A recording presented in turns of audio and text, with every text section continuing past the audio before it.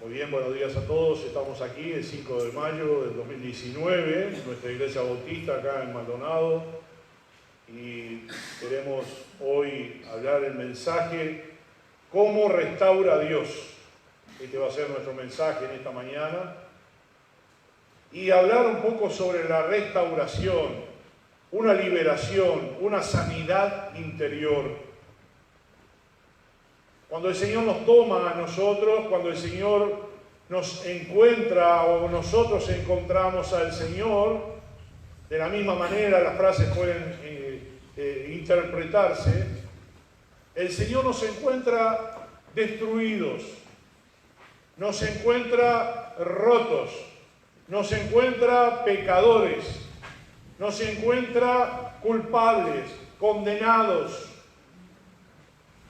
Y ese corazón y esa vida, Dios la tiene que restaurar.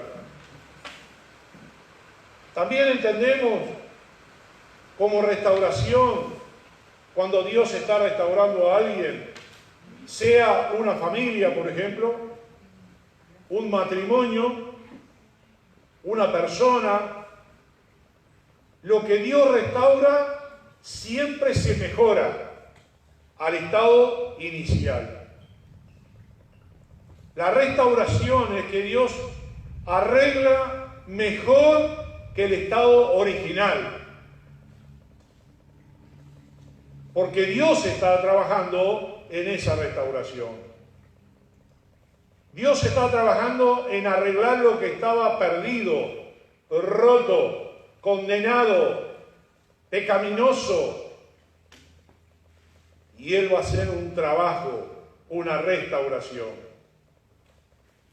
En el Nuevo Testamento, restaurar se utiliza para dar la idea de que algo que está dañado o roto puede volverse a usar, por lo cual fue diseñado.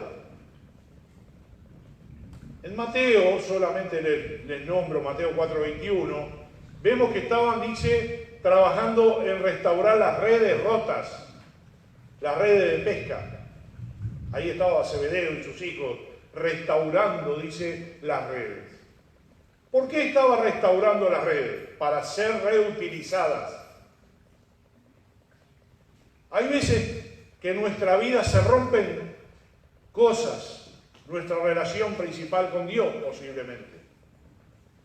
O quizás dentro de nuestra familia se rompe algo. O quizás nosotros fuimos causa o efecto de otra persona que nos dañó. Y eso necesita restaurarse, arreglarse. Una red de pesca rota no es útil. Restaurarla significa que vuelve a ser de utilidad para la pesca. Para nosotros ser restaurados implica que volvemos a ser útiles en el cuerpo de Cristo. Muchas veces decimos, Señor, úsame para tu reino, para tu iglesia. Pero el Señor sabe que no somos de utilidad mientras está algo roto, está algo inservible, está algo que no funciona, algo que no está bien. Él necesita restaurar para que vuelva la persona a ser útil. Cuando nosotros llegamos al Señor, siempre lo hacemos en bancarrota. Como dije al principio, condenados, pecaminosos, inútiles,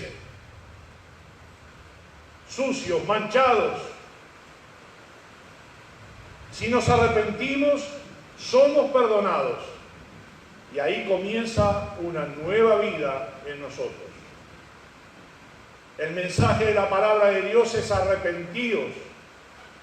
Volver al Señor. El mensaje es creer en ese Señor, pero es necesario el arrepentimiento. Muchas veces encontramos las personas que dicen que creen en Dios, sí creen en Jesucristo, que ha venido a morir en la cruz por sus pecados. Pero eso no es suficiente. El creer solamente sin la acción del arrepentimiento y el perdón, pedir el perdón de pecados.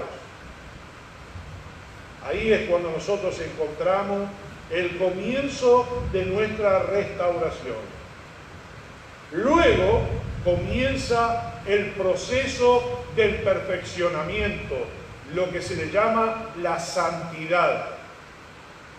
Y la santidad es un proceso gradual, no es instantáneo.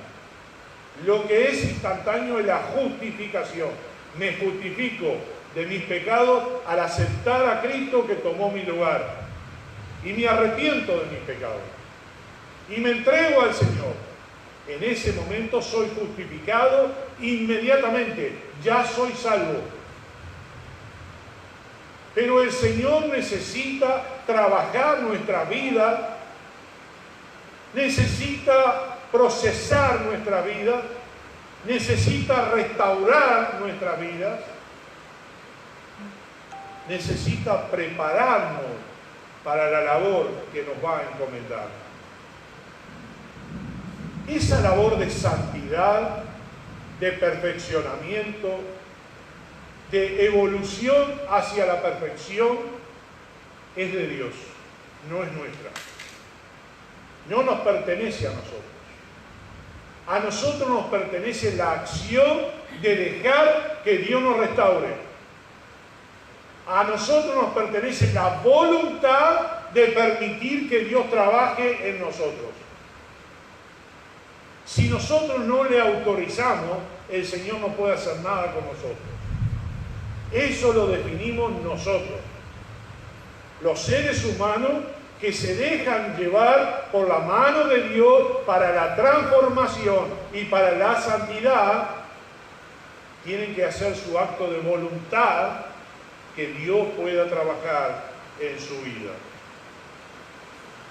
Vamos a ir a la palabra del Señor al libro de Filipenses capítulo 1.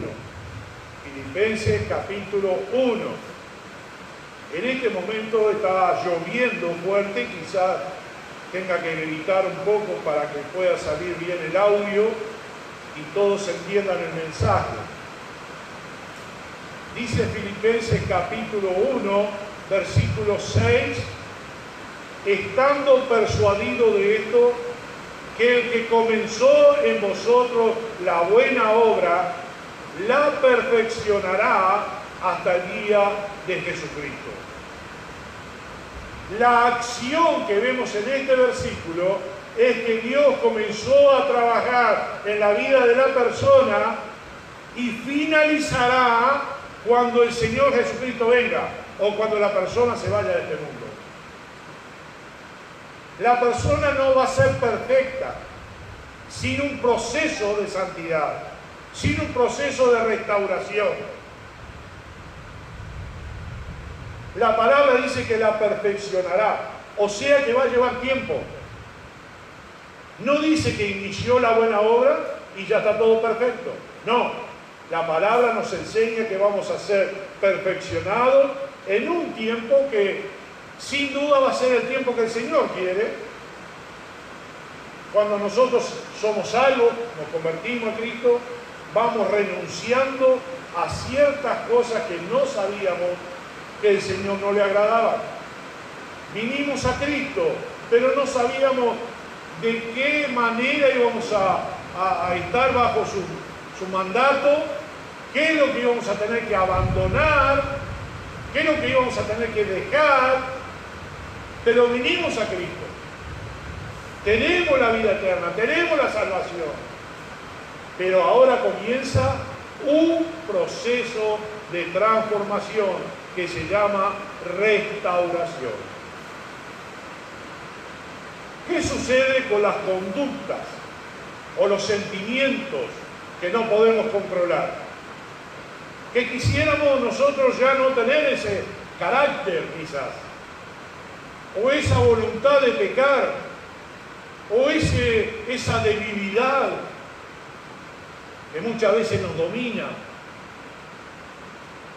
No podemos cambiar. Quizás tenemos mucha ira. Quizás somos agresivos. Quizás tenemos muchos malos pensamientos.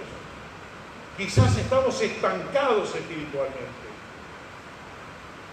La amargura, las respuestas agresivas o ofensivas y otro tanto de cosas que podríamos nombrar en esta mañana.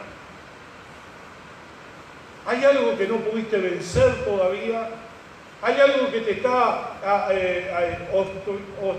obstruyendo la relación con Dios? ¿Hay algo que se está interponiendo entre Dios y tú? Hay que trabajar sobre eso. Si es nuestro carácter o si son nuestras decisiones o son pecados o debilidades que tenemos que trabajar sobre ello. Como te lo dije recién, no depende de ti solamente, depende de Dios en ti. Dios quiere restaurar tu vida siempre que tú se lo dejes, que tú seas dócil a su llamado, a su palabra. Quizás quisiéramos renunciar a ciertas clases de actitudes y cambiarlas, pero parece que no podemos. Seguimos enojándonos, seguimos teniendo palabras que luego lamentamos haber dicho. Y nos preguntamos, ¿qué pasa, Señor, conmigo? ¿Por qué yo no puedo ser una persona espiritual? ¿Por qué yo no puedo ser una persona como a ti te agrada? ¿Cuál es el problema conmigo? Yo quisiera agradar a Dios, quiero realmente poder tener una nueva vida con mi familia, pero sigo enojado, sigo sintiéndome mal. El Señor nos da una clave en el libro de Salmo, capítulo 19, versículo 12. Salmo 19, 12. La pregunta: ¿quién podrá entender sus propios errores? Líbrame de los que me son ocultos. ¿Quién podrá librarme de mis errores? Líbrame de los que me son ocultos. ¿Podemos hacerle este tipo de pregunta al Señor? ¿Podemos pedirle estas cosas al Espíritu Santo de esta manera? Señor, no puedo entender por qué cometo estos errores. Yo no lo sé. Líbrame de lo que yo no conozco. Ilumíname. Porque yo no sé lo que pasa, pero quiero ser librado de lo que a ti no te agrada. Hay una clave aquí en este pasaje al final. Los que me son ocultos.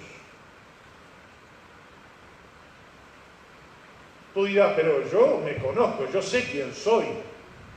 Bueno, yo te diría que como si fuera un sótano, ¿no? Que nadie quiere bajar a ese sótano porque tiene miedo de las cosas que puede haber en ese sótano. A veces tenemos esos pecados ocultos que ni nosotros queremos verlos. Tenemos esas manías o esos pensamientos que son nuestros y no se los queremos entregar al Señor. No queremos que se nos vaya en nuestra vida. Quizás ni siquiera entendemos porque no lo reconocemos, no entendemos qué nos pasa, pero hay algo que nos traiciona a nosotros mismos. Debemos encontrar esas cosas misteriosas a las cuales tenemos que extirparlas en nuestra vida y en nuestro corazón. Debemos llegar a la mano del Señor porque es mejor hacer este recorrido con Él. La Biblia nos dice, examinaos a vosotros mismos si estáis en fe. El apóstol Pablo nos enseña muchísimo en el libro de Romanos en cuanto al viejo hombre y el nuevo hombre.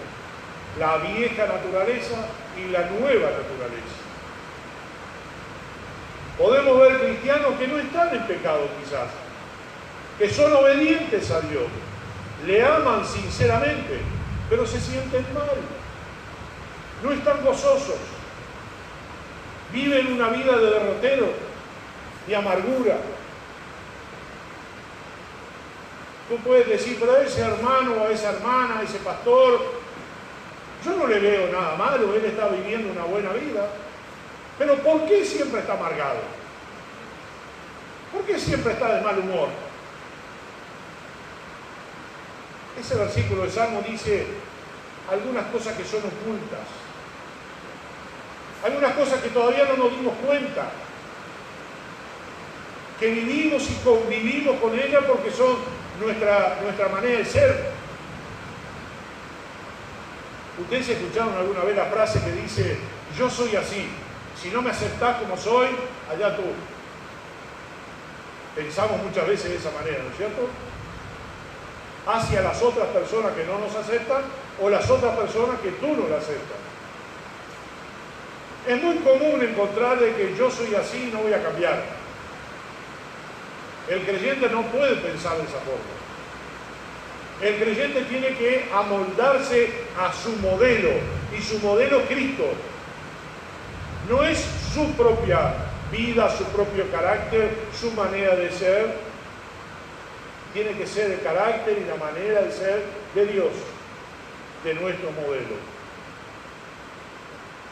Algunos creyentes pasan más estados de angustia, o quizás muchos temores, ansiedades, problemas de relación en familia, con los hijos, con los esposos, problemas de relación en los trabajos, problemas de relación en la iglesia. Y entonces la pregunta es, ¿qué pasa? Son cristianos, son obedientes, pero ¿qué sucede? Sucede que hay algo oculto, hay sufrimiento, heridas que no han entregado al Señor, que no les toca la conversión. Con el primer paso de la conversión no es suficiente. Hay heridas profundas, sentimientos que necesitan curación especial por parte del Señor. Tú quizás eres una persona que tiene la salvación, la seguridad de la salvación, pero quizás no tienes el gozo completo en Cristo, porque hay algo herido que te está haciendo sufrir. Hay temores, hay dudas. Algunos pueden decir, si usted sigue así, todavía está triste, no anda bien su vida, será porque no ora lo suficiente. Ore más, tiene que hacer más oración. En fin, alabado sea el Señor si podemos orar más. Pero con orar más tampoco alcanza. Hay que trabajar en la falla. Algunos de los que tenemos vehículos, el vehículo está en buen estado, pero a veces solamente una basurita en una carburación o en el pase de combustible nos hace fallar el motor. No es que el auto no sirva más, no es que el motor no sirva más, está todo bien, pero hay algo que está obstruyendo el fluido del combustible, o el filtro está tapado y el vehículo no anda en las mejores condiciones. Está de falla. Vamos al mecánico. Me pasó a mí una ida a la obra allá en Aiguá. Íbamos con la hermana Angélica y Virginia. El auto empezó a fallar allá arriba. Y era un auto casi nuevo. Y yo dije, wow, nos quedamos en medio de la nada acá con las hermanas, ¿no? Estaba un poquito atemorizado. Dije, wow. Bueno, pero el Señor nos dejó llegar a Maldonado. Al otro día voy al mecánico. El mecánico saca la bujía y dice, es este el problema. Se te rompió la bujía, la cabecita de la bujía. Puso una bujía nueva y hasta el día de hoy, yo creo 2, 3 años, nunca más tuve ninguna falla.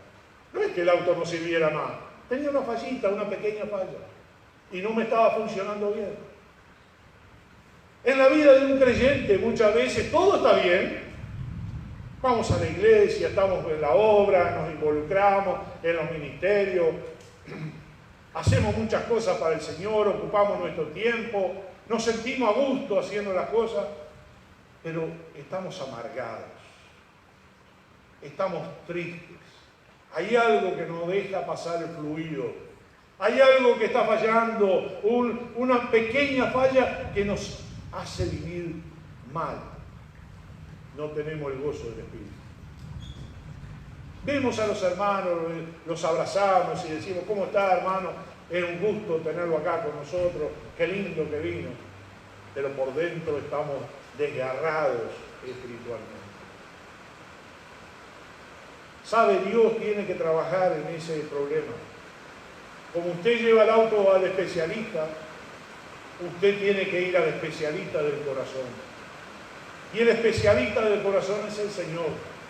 Y el Señor tiene que trabajar en usted. Algunas personas pueden decirle que a usted le falta la fe, que su fe es muy débil. Otros, que nosotros no lo hacemos acá, dicen que está endemoniado. Más vale que se vaya a sacar los demonios. En fin, muchos pueden sugerirte que te falta oración, que es falta de fidelidad, o que es un demonio que está afligiéndote. Hay una enorme cantidad de personas que aman al Señor, que conocen las Escrituras, pero no pueden evitar aquello que hacen, dicen, piensan, porque hay una pequeña falla que no les deja tener una buena relación con Dios.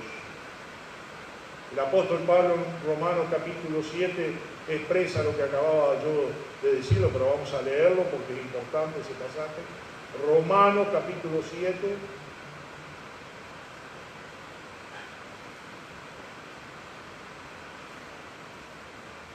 Versículo 15.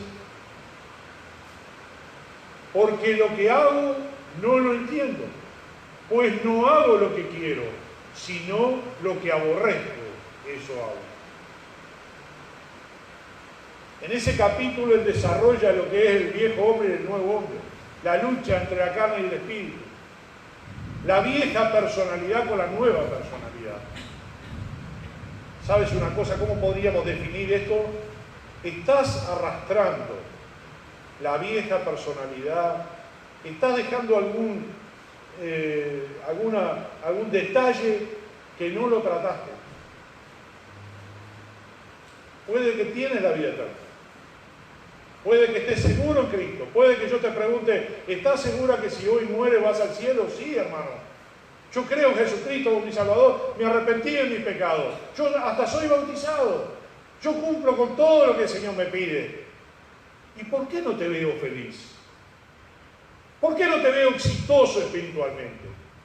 ¿Por qué hay allí siempre una raíz de amargura que te viene arrastrando? ¿Sabes por qué? Porque no has trabajado en el problema. No has permitido que el Señor te restaure 100% tu vida. Estás arrastrando algo que te va a dañar espiritualmente y a la larga te va a hacer mal. Muchas de las personas que conviven con el pecado siendo convertidos terminan abandonando el camino. Y la gran pregunta es, ¿qué? ¿Se levantó de mañana y dejó el camino? Un día tomó la decisión y dijo, no voy más a la iglesia. No, no es una decisión apresurada, es una decisión procesada. Porque lo que vienen arrastrando y no lo trataron, le ganó a la nueva vida, a la nueva personalidad y la dañó, perjudicándola espiritualmente, y le ganó la batalla. Decía el apóstol Pablo ahí en el capítulo 7, lo que no quiero hacer esto hago, y veo que adentro mío hay una lucha. Hermanos, si nosotros no luchamos contra la vieja naturaleza no va a ganar.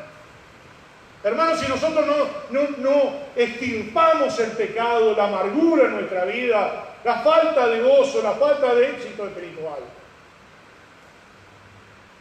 esa amargura nos va a ganar y va a destruir nuestra vida espiritual. No seremos perdidos, pero habrá faltado el gozo del Señor y el premio del Señor. Algunos pueden expresar, yo no quería tratar a mis hijos de la misma manera que lo hicieron conmigo, pero lo hago. Yo no quiero para mi matrimonio la misma relación que tuvieron mis padres, pero no entiendo por qué razón voy exactamente por ese camino. Estas son algunas expresiones de este fenómeno que parece incontrolable e inexplicable. son herencias que hemos recibido. Y hay que cortar con esas herencias. Porque eso es lo que nos han inculcado. Eso es lo que han mamado de chiquitos. Y han entendido que la vida es eso. Y la vida no es así. Tenemos que mirar a Cristo. El libro romano resume a veces lo que sucede a las personas que no entienden por qué siguen viviendo cosas desagradables y siguen sintiendo emociones que no les gustaría vivir, porque no se pueden llevar bien con los demás. ¿Por qué no pueden tratar mejor a las personas? ¿Por qué viven en un estado de ansiedad permanente? Si usted es salvo, ¿no tiene que confiar en el Señor? ¿Por qué tiene temor? ¿Tiene temor a la muerte? ¿Tendría temor hoy enfrentarse a la muerte? ¿Tendría temor hoy que le falte el alimento? ¿Tendría temor de que Dios lo abandone y que usted fuera un paria espiritualmente? Según la palabra de Dios, usted no va a estar en esa situación porque usted tiene el beneficio de ser hijo de Dios. Usted tiene la patria celestial. Si algo le pasara, usted está con el Señor. El Señor dice que a sus hijos no le va a hacer faltar nada. A mí me desagrada, me rechinan los oídos y con mi esposa lo hablamos mucho. Cuando hay un creyente que dice, no tengo ni para comer, soy un pobre. ¿Cómo dice eso la Biblia? ¿Que a sus hijos no le va a faltar? ¿A los hijos de Dios? Ni a sus hijos que mendiguen pan, no le va a faltar. Es promesa de Dios. Y si yo soy hijo de Dios no me puede faltar nada. Aunque sea lo mínimo, imprescindible, el Señor va a proveer para mi mesa. Lógicamente, si yo me quedo sentado en casa así, de brazos cruzados, no va a venir alguien a golpear mi puerta. Mire, pastor, como usted no salió a trabajar, yo le traigo un surtido. No, hay que salir a trabajar. O sea, el Señor nos da las habilidades para ganar el dinero. Ya sea en la calle, ya sea dentro de casa, ya sea vendiendo, comprando, lo que sea. Conozco un hermano precioso en Cristo, que él está haciendo eso tipo compra y venta. Y su familia está siendo sostenido económicamente, comprando cosas baratas y vendiéndolas un poquito más caras. Las mejora, las arregla y las vende. Y está ganando dinero de su propia casa con las redes sociales. Siempre hay algo que hacer, ¿no es cierto? Hay hermanas que hacen pasteles o que hacen donas o que hacen torta frita, sus hijos salen a vender, recogen dinero. El Señor nunca lo va a abandonar, jamás. Es su palabra, es su promesa. Si fallara esta promesa, no es la palabra de Dios que falla, somos nosotros al confiar en el Señor. Así que ningún creyente jamás puede estar faltándole lo mínimo imprescindible. Si las heridas del alma no reciben tratamiento adecuado, se van a infectar, se inflaman, provocan más dolor, enferman el espíritu, contaminan el resto, se dispersan y contagian a otros. Usted sabe lo que es un virus, ¿no es cierto? Dice que en el lugar que más virus hay es en el CTI de los sanatorios, los hospitales. Y los hospitales y los sanatorios, lo menos que pueden tener al paciente, mejor. Si a usted le ha tocado una intervención, su médico le dirá, bueno, vamos a inmediatamente a darle el alta. Y usted dice, pero ya me voy. Sí, cuanto menos esté acá, mejor, porque los virus se reproducen enormemente. ¿Cuál es la gravedad de que si nos agarramos un virus? Podemos terminar en la muerte. Tenemos ejemplos familiares que fueron operados en los CTI, se fueron a su casa casi caminando y volvieron a los pocos días para morir en el hospital porque se agarraron un virus en el CTI o en la sala de operación. Los virus son esas cosas que nosotros no tratamos. Son esos pecadillos, esas molestias de la vida, esa falta de carburación de nuestro corazón que nos infecta todo el cuerpo. Amargura, crítica hacia los demás, siempre desconforme con lo que tiene, vive una vida penando, cuando es un cristiano, un hijo de Dios. Si tú tienes una muela que te duele y la empiezas a tratar, el consejo es: sácate la muela y se termina el problema. Si tú tienes un pecado, un virus, una amargura en tu vida y en tu corazón, permite la restauración por parte del Señor, que trate ese problema y lo extirpe de tu vida y puedas vivir la vida cristiana como Él quiere que vivas, una vida de éxito espiritual. Las heridas del corazón no hay que taparlas. Tenemos un Dios que no nos avergüenza y puede tratar esas heridas. Delante de Dios podemos poner todo lo que somos, pero lo que no hay que hacer es tratar de taparlo.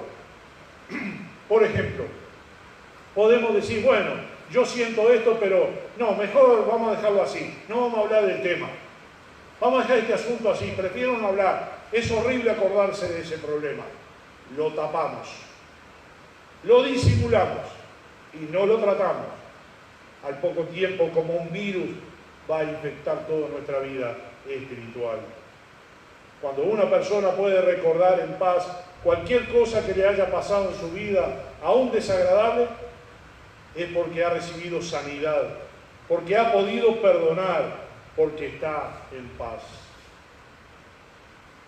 Esta semana tuvimos una linda noticia de una persona que estaba muy enojada, con mucha ira hacia otra persona. Y se me acercó el otro día y me dice: Arturo, yo le perdoné todo.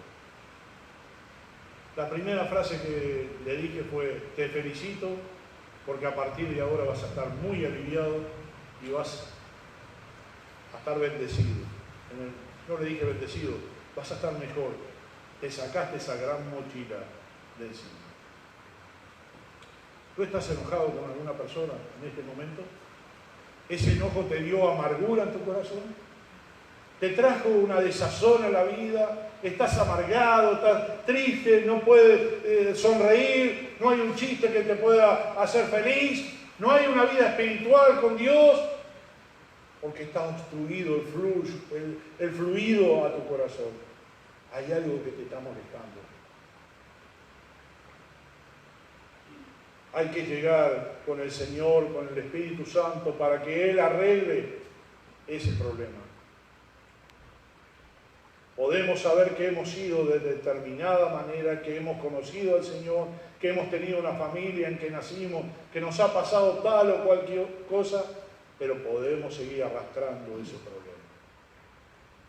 Quizás aún algo que te ha pasado en la niñez antes de conocer a Cristo, a un caso muy violento, algo que te pasó desagradable y sigues arrastrándolo en tu mente y en tu corazón. Mi consejo es que le dejes al médico espiritual, al médico celestial, que permitas que Dios te restaure. ¿Cuál es la clave? ¿Cuál es la clave? ¿Cómo Dios puede restaurarme? Yo te pregunto, si tu auto está fallando y tú no sabes arreglarlo, lo llevas al mecánico y él lo va a arreglar. Si tienes un problema en la boca, tú no lo puedes arreglar, ¿a dónde vas? Al dentista.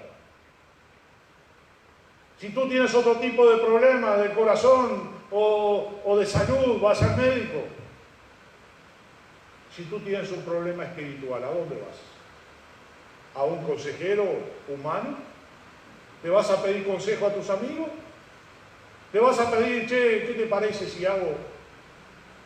Porque fulano me hizo esto, o el otro me hizo lo otro. O ¿en qué situación puedo tomar decisión? ¿A quién tengo que ir? Al único que puede curar tu corazón, que es Cristo. Él te dijo: ven a mí, trabajado y cargado, y yo te voy a hacer descansar. Lleva mi yugo sobre vosotros. Si tú sabes eso, ¿por qué no lo haces? Tú sabes la receta. Ve al médico celestial. Si no podemos dar testimonio de que aunque hayamos sufrido, el Señor nos permite tener paz en nuestra vida, no le estamos siendo útil al cuerpo de Cristo. Si nosotros tenemos algún problema, vamos a los especialistas. Y el especialista es el Señor. También cuando nosotros tenemos algún problema, vamos hacia un tratamiento. Los dentistas le dicen el tratamiento de conducto. Para no perder la pieza te hacen ir varias veces porque van a trabajar en esa pieza que te infectó. Tratamiento de conducto. No es instantáneo, no te lo va a extirpar, pero va a tratarlo. El mecánico te puede decir, bueno, parece que hay una falla acá, pero vamos a tener que revisar esto y vamos a tener que comprar repuesto. Hoy no se lo puedo dejar, pero déjemelo y en unos días se lo va a llevar. Eso se llama proceso. Usted quizás cierra los ojos y diga, Dios, te entrego todo mi problema a ti, y abre los ojos y dice, bueno, ya se fue el problema. No, no es así. No es instantáneo. Estamos muy acostumbrados al ya. Compro ya, pedido ya, todo ya. Él tiene que trabajar eso. Él tiene que hacer un tratamiento contigo. Él tiene que trabajar esa amargura que tiene. Él te va a enseñar el camino que vas a salir de esa situación para volver a tener el gozo en tu corazón. Todos no queremos entrar en el proceso. Todos actuamos ansiosamente. Una solución inmediata, una píldora, sin más trámite, una oración y me sana las heridas. Y el Espíritu Santo dice que Él nos perfeccionará hasta el día de Jesucristo. En el proceso. La sanidad interior va a actuar gradualmente. La obra de sanidad que Dios hace en la vida de sus hijos es un proceso. Hay que esperar. A veces no es fácil, pero hay que esperar. Dejar que el Señor haga su obra. Muchas personas no dejan que Dios trabaje en su vida y ahí fracasan porque el virus comienza a tomar todo su corazón, toma su pensamiento y se destruye la vida espiritual. Es muy común que los padres tengan luchas con los hijos. Muchas veces en la consejería pastoral le sugerimos a los padres que entreguen ese hijo al Señor, que lo pongan en sus manos y oren por él cada día. Señor, te dejo obrar en esto que yo no puedo. No puedo manejar lo que está haciendo mi hijo. Te lo entrego a ti, Señor.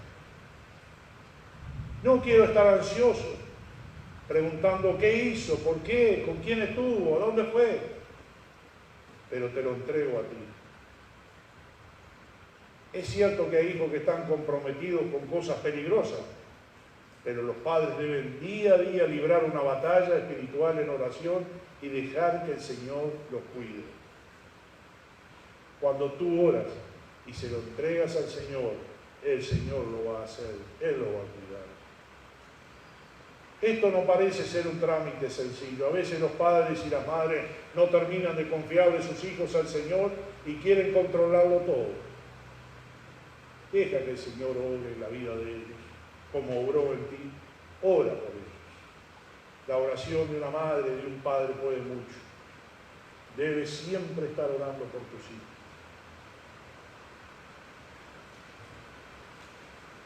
Hace tiempo una madre de una joven que había estado con una depresión muy grave, por mucho tiempo recibió tratamiento y por supuesto fue sanada. El cuadro grave de la depresión había pasado. Pero cada vez que esta joven suspiraba, su madre inmediatamente le preguntaba, ¿qué te pasa? Porque estaba atenta a todos los movimientos y los gestos. Esta actitud de la madre es totalmente contraproducente para la joven. Le hace sentirse insegura y termina deprimiéndose. La madre tiene que confiar en el Señor como una fiel cristiana y entregarle sus hijos al Señor para que el Señor obre en su vida. ¿Te diste cuenta de la situación que es? Si tú lo controlas es una cosa, pero si Dios lo controla es otra cosa. En tu vida espiritual es exactamente lo mismo. Si tú quieres controlar tus estados de ánimo sin tratar de los problemas que vienes arrastrando de atrás, vas a caer enfermo espiritualmente y te vas a caer y va a ser difícil la levantarse. El Señor quiere restaurarte. La primera cosa que tienes que hacer es dejar que Él lo haga, permitir que Él lo haga. No va a ser fácil, va a haber sufrimiento. Dice la palabra de Dios que nos pone como en el horno de fuego, como el oro en el horno de fuego para sacar la escoria, lo que no sirve. El Señor te pone en el horno de fuego con el motivo de que tú seas mejor que el estado original. Él quiere sacar las escorias, quiere sacar lo malo, pero tú tienes que permitirle que lo haga. Si tú continúas con el pecado o con algo oculto, como decía el libro de Salmo, te vas a perjudicar espiritualmente. Y no va a ser como que te levantás de mañana y ya no querés saber más nada de Dios. Es un proceso que viniste arrastrando desde atrás. Es un pecado oculto. Es una falta oculta.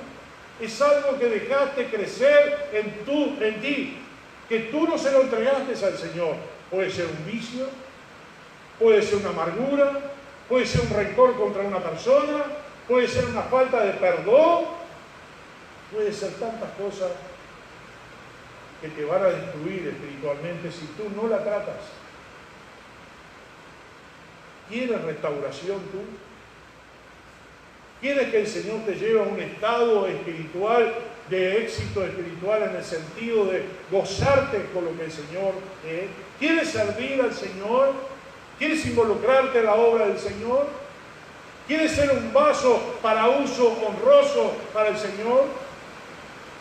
Tienes que permitir que Él trabaje en las cosas que están ocultas a los demás y a ti mismo. Revélame, Señor, dónde está mi falla para que yo esté bien espiritualmente.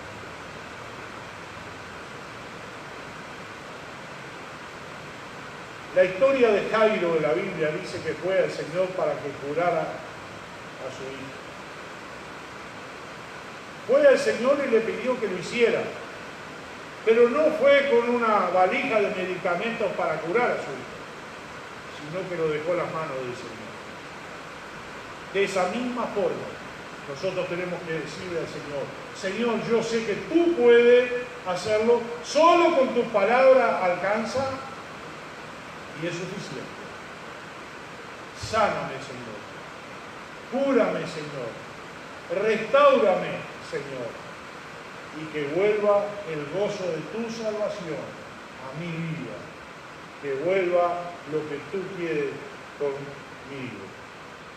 Una vez que Dios inicia la obra en su vida, debe terminarla.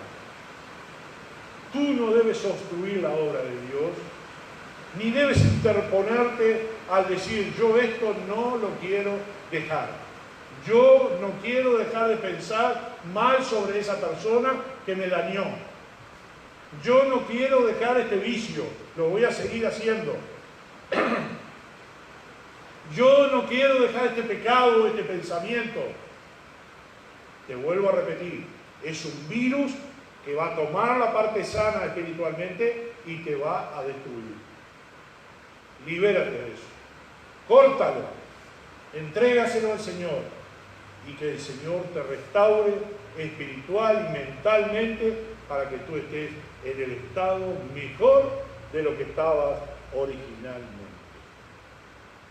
Amado Padre que estás en el cielo, te damos gracias porque sabemos que tú nos restauras, que tú mejoras nuestro nivel espiritual, que tú, Señor, haces la obra maravillosa de llevarnos a un nivel de un encuentro personal contigo, de estar cerca de ti. Bendícenos, Padre, para que podamos sentir esto en nuestra vida y que ninguno de nosotros se sienta derrotado frente a tu palabra y frente al poder del Señor. Que el Espíritu Santo pueda trabajar en nuestra vida de tal manera que nosotros seamos discípulos obedientes exitosos frente a nuestra carne, frente al enemigo que tenemos adentro, al viejo hombre, la vieja criatura. Bendícenos, Señor, para ser prosperados, santificados y preparados para toda buena obra. En el nombre de Jesús. Voy a decir algunas palabras antes de cantar un himno, y es en cuanto a la pérdida de mi papá, que fue pastor durante 64 años, era el 64 años de salvado, quizás un poquito menos de pastor. A los 26 años él conoció a Cristo. Él hacía fletes con su camión y vino misionero Strickland y le pidió que lo llevara al Arroyo Carrasco a bautizar a un grupo de personas.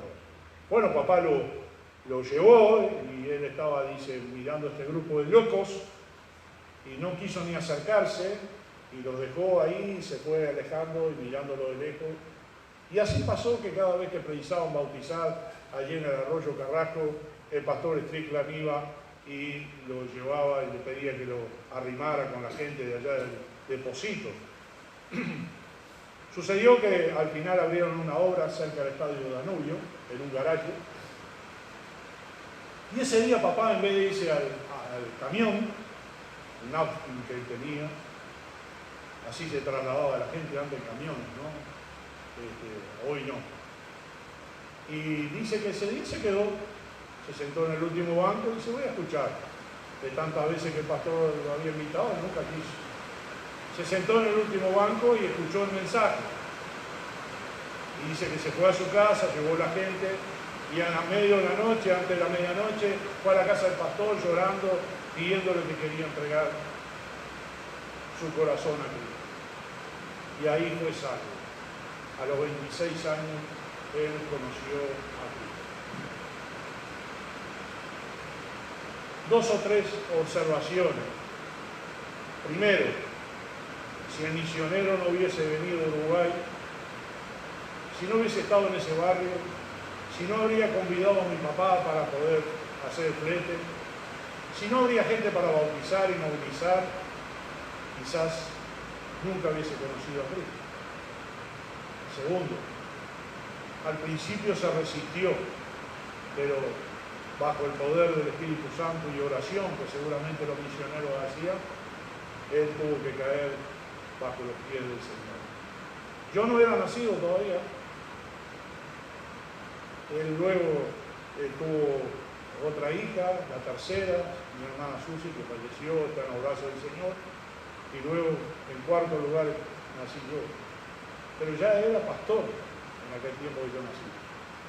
Y el día 2 de mayo partió a la presencia del Señor por el mismo cargo que tuvo durante 60 y pico de años. Fue fiel al Señor y seguramente el Señor lo recompensará. Mi deseo es poder seguir hasta el día de mi vida sirviendo al Señor. Quizás no como pastor, quizás como obrero, quizás ayudando a algún pastor, quizás trabajando, enseñando la palabra en el instituto, seminario, facultad, lo que sea, apoyando a otro pastor, no importa, en donde el Señor me quiera. Pero lo más importante es ser fiel hasta la muerte, dice el Señor en el libro de Apocalipsis. Y yo creo que el Señor, y mi padre fue fiel al Señor hasta la muerte. Tuvo una fidelidad, una relación muy personal con el Señor, o como dije, y algunos lo pudieron escuchar, un enamoramiento especial con el Señor. Él se dedicaba mucho a las cosas del Señor. Para él era prioridad en su vida.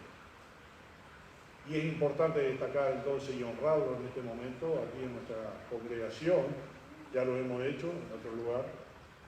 Y me enteré por mi hermana que el día de ayer en Australia, la iglesia de allá de Australia le honró, sin conocerlo, sabiendo quién era el esposo de mi hermana, que creció en esa iglesia como niño, recibió a Cristo como niño y luego viajó a Australia hace más de 50 años, él está allá, y ahora él se unió con mi hermana, se casó y ella fue para allá. Y los dos recibieron a Cristo en esa iglesia. Y frutos por todos lados, los frutos, mi esposa, conoció a Cristo en ese lugar o se unió a nuestra iglesia cuando tenía 11 años, una niña, y ahí crecimos juntos, y luego nos casamos, y hace 42 años estamos juntos, y nos casamos en esa iglesia, y él nos casó. Y después podemos encontrar hermanos preciosos en España, en Estados Unidos, en diferentes partes de Uruguay, Argentina, que fueron tocados por la vida de él. ¿Cuál es mi lectura? Ser fiel como él fue fiel, y que cada uno de ustedes pueda fortalecer su vida espiritual con el ejemplo que hemos recibido de nuestros mayores. El otro día lo dije y lo vuelvo a repetir, él pasó la posta para nosotros los más jóvenes. Yo un día voy a pasar la posta para otro más joven que yo. ¿Saben lo que es la carrera de posta, no? Pasar la posta uno al otro. Los mayores nos pasaron la posta a nosotros. Hoy nosotros ya tenemos una edad de adultos. Ya podemos pasar la posta a otros jóvenes. Me encanta ver a los jóvenes sirviendo al Señor en diferentes áreas de la iglesia y que poco a poco vayan tomando la responsabilidad del ministerio. Yo también fui predicador joven y a poco tiempo salimos con mi esposa como misioneros y hasta ahora estamos en el ministerio en diferentes lugares. Sé fiel al Señor. Sé fiel al Señor. Tenemos preparado el himno En presencia está de Cristo que cantamos el otro día en el velatorio y nos ponemos de pie para cantarlo ahora todos juntos.